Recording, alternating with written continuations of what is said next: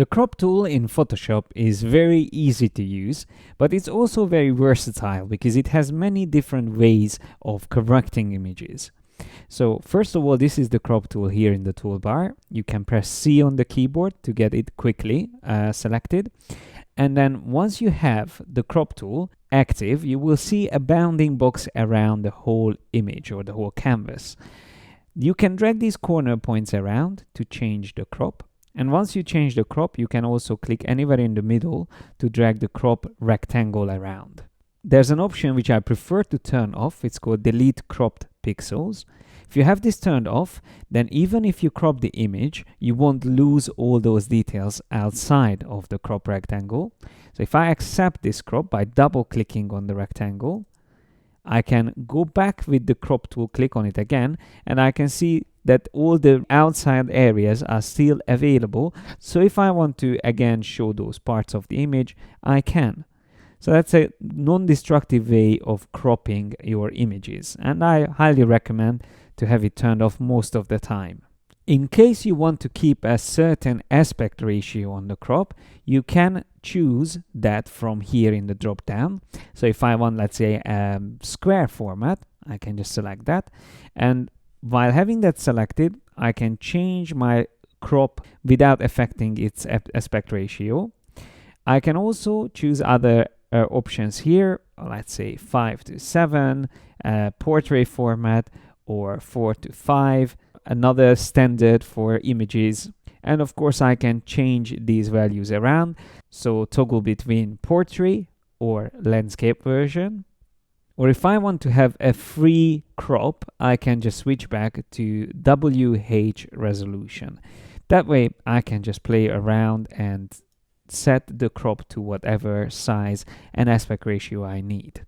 Let me just accept this crop and show you another image where I would like to change the crop once again, but I am going to use a very interesting feature, which is actually the crop rectangles overlay. By default, it shows us the thirds of the image. So we can see whenever we change the crop, it automatically shows these lines which are dividing the image into 3 even sides. So we have 3 here and also 3 rectangles below. Now, the rule of thirds is a very common compositional technique, and that's why the crop tool has this feature, because then you can align certain parts of the image to match the rule of thirds rule, which says that the most interesting parts of an image should always be aligned to these thirds in the image.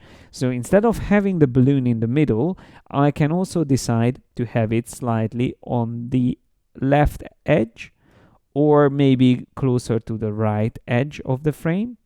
And you see what I'm doing, that I'm using the one of the horizontal thirds for the horizon, and then I align the balloon on also one of the vertical thirds.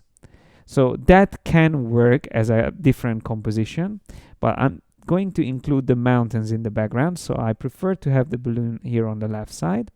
Something like that, and it doesn't have to be always exactly aligned, maybe slightly further down, something like that. If I press enter or return, I cropped the image based on the rule of thirds. Of course, if you prefer different overlays, you can choose different ones as well. So this is where you can change from rule of thirds to grid or triangle or golden spiral, golden ratio. You can even use the shortcut O while you are using the crop tool to toggle through all these different compositional techniques. Now let me show you another example, because the crop tool can actually be used not only to reduce the canvas area, but also to increase it.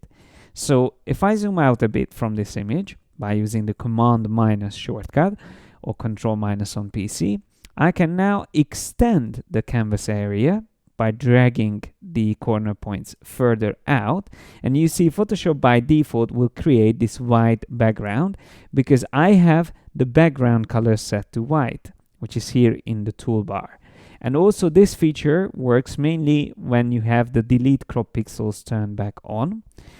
if you don't have that turned on, then Photoshop will just create empty pixels there. So it will have active area, but without having any color information. It will just have it transparent. And this is how Photoshop shows you transparency, with these gray and white blocks. So if I press enter, now I manage to increase the canvas size. Of course, there's a better way of doing this if you want to be a bit more precise. So I'm just going to undo this last step and go to Image, Canvas Size. So let's say you know that you need 50 pixels on all the edges, because you want to have like a white frame or border around the image. Instead of using the original pixel size, I'm going to turn on Relative. That way I can type in 100 and 100 for both the width and height. And if the anchor is set in the middle, that means the image will grow in every direction with the same amount. So it will split these numbers between left and right and top and bottom. So it will increase 50, 50, 50, 50. And the extension color I can choose, let's say I want it white. So now if I click OK, you will see that's a nice 50 pixel stroke around the original image. And let me just show you, if I wanted to have a little bit more space at the bottom, I can go back and say canvas size. But instead of extending in all directions, I only want to extend to the bottom edge. And if I add for the height, let's say 200 pixels, that will be added only at the bottom. And we created a Polaroid effect very quickly, just by using the canvas size option. You can also use the crop tool to straighten images. Let me show you that in this example. Well, there's a lot of problems with this image. Not only the photograph itself is not straight, but also this water tower needs some straightening. That is something also you can do in Photoshop. You can retouch the tower and straighten it. But for now, all I want is to straighten the actual photograph.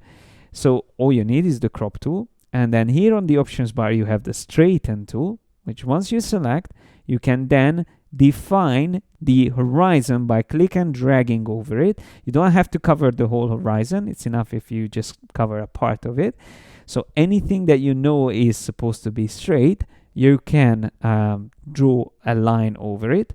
And once you let go, it will straighten. And obviously, it will rotate the whole image and automatically crop it to make sure that you see everything within the image and you won't have any transparent pixels. So if I press return, there's my updated image. So this was before and this is after.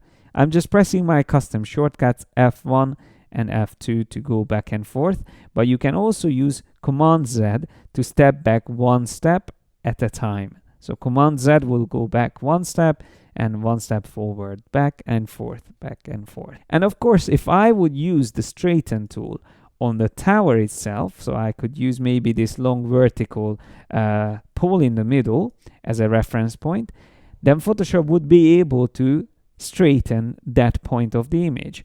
So that way we will have the water tower straight, but all the rest of the image is going to be on an angle. So you can use vertical lines or horizontal lines, whatever you are sure that was originally straight on the image. Let me switch back to the other image we had and show you an alternative version of the crop tool called Perspective Crop Tool, with which you can select an area, let's say this window frame we want to use, but without all the surrounding details. So instead of using the normal crop tool and trying to crop that out of the image, you will find that hard because it's on an angle and it's in perspective as well. So instead of using this tool, I'm going to use the Perspective Crop Tool. I just switch to Perspective Crop Tool, and with this, I'm just going to zoom slightly closer as well. With this, all I need to do is to click on the four corners of this area, defining a plane that I'm going to use. And then once I press return, Photoshop will not only crop but also remove the perspective distortion on this part of the image. This feature is great if you want to save textures from different parts of images, or even if you took a picture of a painting but it was on an angle, you can always get rid of that perspective distortion and have it completely straight facing you. So now that we are familiar with cropping, it is time to talk about probably one of the most important features of Photoshop, and that is the layers panel. So that's what I'm going to show you in the next video.